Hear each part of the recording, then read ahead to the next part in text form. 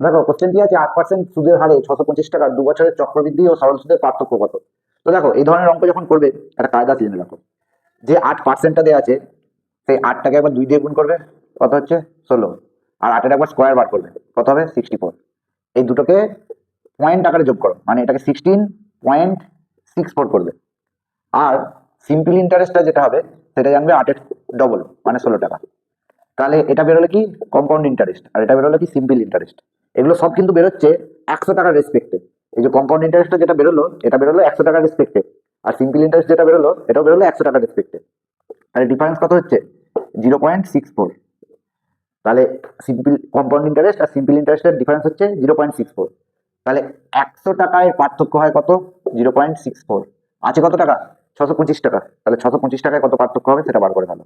তাহলে 0.64 by 100 into 625, point হলো এখানে 100, 25 4 100, 25 25 625, 25 4 100, 4 16 64, 4 4 16।